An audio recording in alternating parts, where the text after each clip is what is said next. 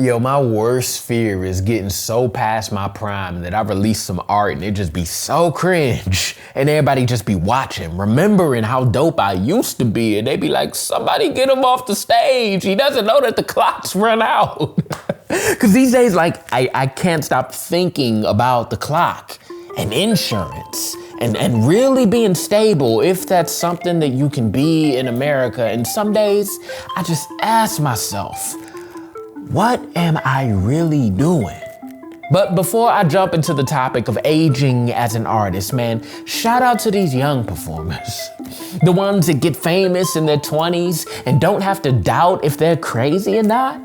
The ones who prove to their parents, their community, and everybody who ever took a chance on them that it was a good investment. The ones who never have to have people look at them funny when they tell them that they're an artist. You know, shout out to the dreams that know exactly where to land. Most people's artistic worlds don't turn the way of the 20-something success. I mean, mine's kinda did, but continuing that into middle age is a whole new type of journey. Most people leave the arts eventually. And the ones who remain either do it on the side, work locally, or struggle through the mid-range. Shout out to me, I'm an upper mid-range guy. I've been an independent contractor since I think since 2014. Every job I had was more like a partnership because my life as an artist takes up space that working full-time wouldn't allow me to do. But I'm closer to 40 than I am to 30 now. And that sentence about work that I just told you, that sounds more like an explanation that somebody in their early 20s would give to their parents, not a dude with a full family and a kid in private school. Aging as an artist is weird, man. How some people could perceive you. How you could start to perceive yourself when it comes to success, unmet goals, some invisible clock running out, and all of that. It almost has a stigma around it. Actually, a couple years ago, I made a funny film around that very stigma. I'ma show it to you real quick, just so you know how real this has always been for me. Then we'll get back to yapping about how I've handled aging as an artist. Happy birthday to you.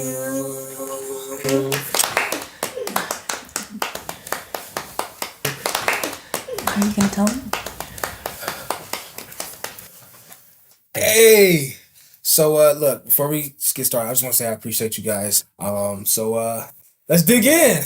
Oh, before you cut the cake, let's conversate real quick. Okay. Let's politic. What's up?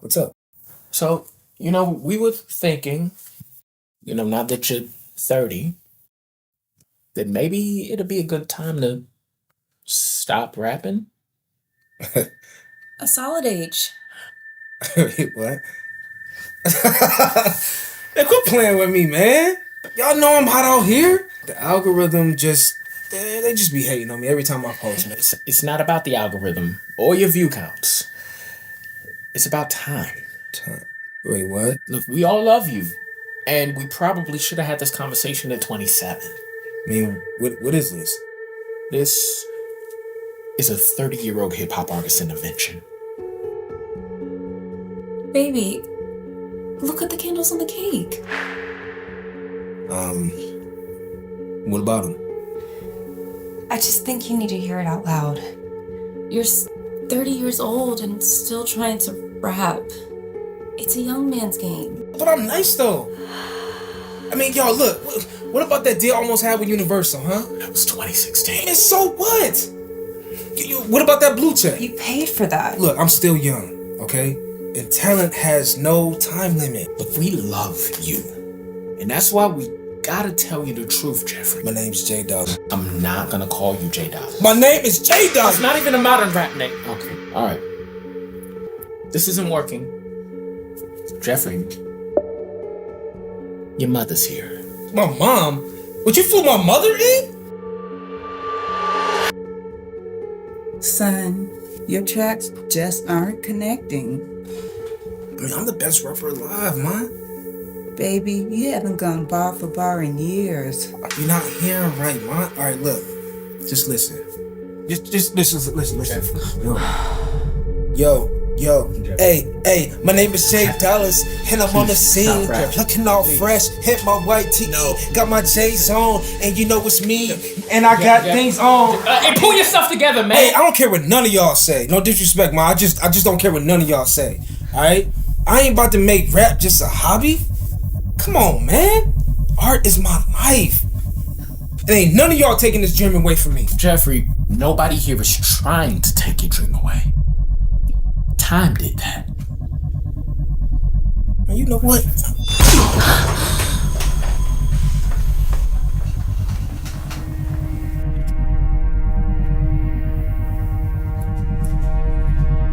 Time did it.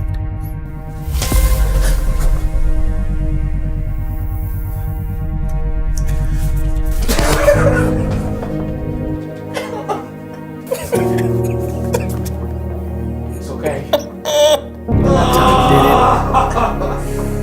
Let's go join the workforce. It's okay.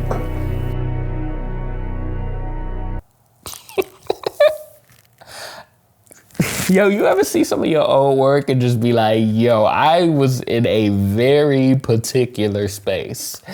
That's what that short film is for me. And what's crazy is that I'm still in that space, y'all. Of course, I played the role of the friend, but I wrote it really because I was feeling like Jay Dollars, a dude who can't see that the window to do what he wanted to do was closed. And he needs to quit playing now like responsibilities ain't knocking, because brother, they are knocking. But for the person who's 34 and still writing, still performing, still making things, creating just might not be a hobby of your youth. It might be a part of your blood. Money or no money, at whatever age of life, some artists are going to do what they do. And this video is for them. But let's start with the lie that they face, because there's a lie underneath all of this, and I want to name it first so we can spend the rest of this video dismantling it. The lie is that artistic passion and relevance has an expiration date. That there's a window somewhere between your early 20s and your early 30s during which you're supposed to make it. And if you don't make it in that window, you've missed it. Where does that lie come from? I'm gonna tell you right now. Believe it or not, a lot of that lie is really from the industries that profit off of young people. Music labels that signed artists at 19 because 19-year-olds are cheaper and easier to control than 35-year-olds. Film studios that market movies to teenagers because they can go to movies multiple times. Social media platforms that were built by 22-year-olds for 22-year-olds and still reflect those priorities in every algorithmic decision that they make. And you know, shout out to them again, there's no hate, but those are business decisions, not artistic truths. And culture absorbed that mindset so much that now artistry feels like it's only for young folk, and like unks like me don't have a perspective anymore. At least not a perspective that anybody wants to highlight. It's as if love, anger, excitement, and rebellion is only the job of the college age to hold. But we bought into that vibe. So much so that as a result, you now see older artists now trying to look, talk, and create like they're 10 or 15 years younger, like they turning back the clock. But that never works, and it's definitely not the answer. The truth is that the answer can vary. An economist named David Galenson spent years studying the age at which artists and innovators do their most significant work. And what he found is that there are two types of creative people. The ones with a bold vision who execute it young, and the ones whose best work comes from decades of accumulated experience. Both are real. Both produce work that lasts, but in a lot of cases, we only talk about one of them. But Toni Morrison published her first novel at 39. Vera Wang designed her first dress at 40. Samuel L. Jackson didn't get a major film role until he was in his 40s. Mark Twain published The Adventures of Huckleberry Finn at 49. Grandma Moses started painting professionally at 78. 78. And her work is in museums. They are a documented pattern that the industry decided not to use as its primary story, because the primary story serves different interests. Now, don't get me wrong. Your teens and 20s have a specific kind of rhythm to it. A freedom, not always financial, but a freedom of feeling and time that most people don't fully appreciate until it's gone.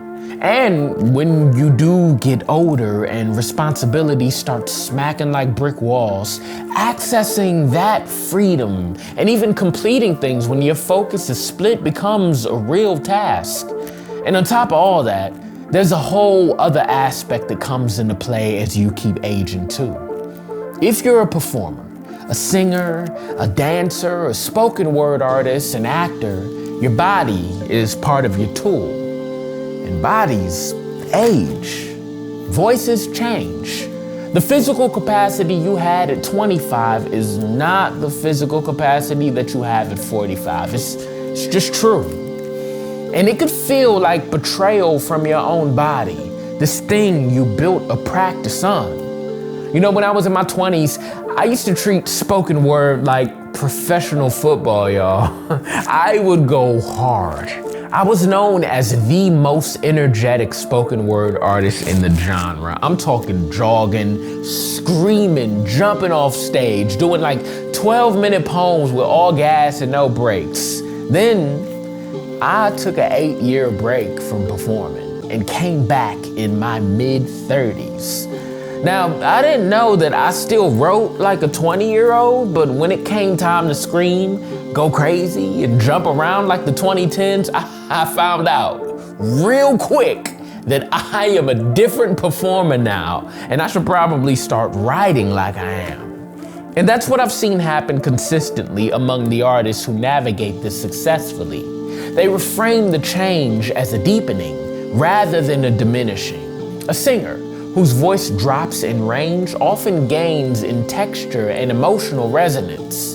A dancer whose explosive athleticism slows develops a quality of presence and intentionality that younger dancers don't replicate. A spoken word artist whose stamina changes learns to do more with less, to let silence do the work that volume used to, or they just create a YouTube page. The instrument, it changes. The art changes with it. And sometimes the change produces something more interesting than what came before. If you're a Johnny Cash fan, then you know exactly what I'm talking about. And there are so many other things that I could talk about in this topic, like time management, comparison, successful friends, writer's block, but here's what I want to leave you with. The fact that you are still here, still making things, still wanting to create things, still watching videos like this one because something in you refuses to let it go, that's not a sign that you're delusional. That's a sign that something real is alive in you and has refused to die despite everything that life has thrown at it. That means something.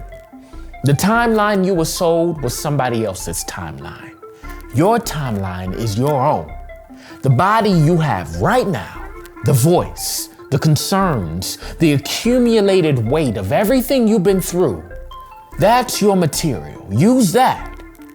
The work you can make right now, at exactly the age you are, with the life you have, is the work that only you can make. Nobody else can make that. Not even the younger version of you. Not anyone in your field either. Just you. Right now, in this season. Because after an 8-year writer's block, feeling like I was washed up, giving up on art and being embarrassed to say my age in front of people, I can honestly tell you that at 37 years old, I am right now in the most creatively ambitious period of my entire life.